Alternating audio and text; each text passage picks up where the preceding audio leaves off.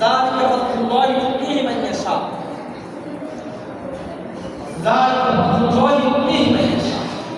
এই নামাজ, এই তেলাওয়াত, এই দরসুল কোরআনে বসা, মাদ্রাসায় আসি একটু সময় দেওয়া, নিজের ছেলে সন্তানকে দ্বীনি শিক্ষায় শিক্ষিত করা, আল্লাহর দ্বীন বিষয়ে কথা বলা, আল্লাহর কৃপায় চিন্তা করা, জবান দিয়ে আল্লাহর জিকির করা, চোখ দিয়ে আল্লাহর ভয়ে কাটাকাটি করা, এটা ছোট কোনো কথা নয়, অনেক বড় ব্যাপার, অনেক বড় ব্যাপার এটা।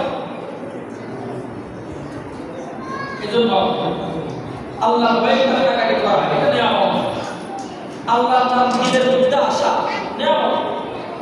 কারো দিলের মধ্যে আল্লাহ আছে না নাই এটা বোঝার একটা সহজ উপায় হলো, মনে করেন হাঁটতে গিয়ে ধাক্কা খাইছে, তো ধাক্কা খাওয়ার পরে মুখ দিয়ে করে মাস করে লাভ ইস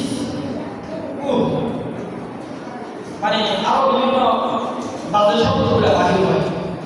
আর আরেকবার ধাক্কা খাওয়ার পরে ইন্না লিল্লাহি ওয়া ইন্না ইলাইহি আল্লাহু আকবার, লা ইলাহা ইল্লাল্লাহ, আল্লাহ, এই শব্দটা বের হয়ে গেছে। হাদিসের মধ্যে আছে কুল্লু ইনাইন মুতারাশশাহু বিমা ফীহি, যে পাত্রের মধ্যে যেটা আছে সেটা বের হয়। ধাক্কা খাওয়ার পরে যদি মুখ দিয়ে আওয়াজ আসতে বের হয়ে যায় আল্লাহ, লা ইলাহা ইল্লাল্লাহ, ইন্না লিল্লাহি ওয়া ইন্না ইলাইহি রাজিউন, আলহামদুলিল্লাহ, অনেক বড় বিপদ আছে। তখন অনেক বড় বিপদ হইল। এই আলহামদুলিল্লাহ বলছে তাও আল্লাহ না, লা ইলাহা ইল্লাল্লাহ বলছে তাও আল্লাহ জিকির, ইন্না লিল্লাহি বলছে তাও আল্লাহ নামের দোয়া।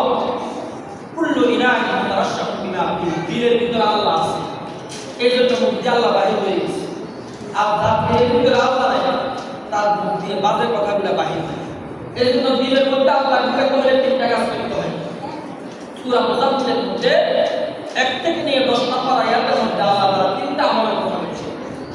এক নম্বর হলো বেশি বেশি তেলাওয়াত করা, 2 নম্বর হলো দিনের নামাজ, রাতের নামাজ সব মিলিয়ে বেশি বেশি কাসরাতুস সুজুদ, বেশি বেশি করে সিজদা করা, কাসরাতুস সালাত, বেশি বেশি করে নামাজ পড়া।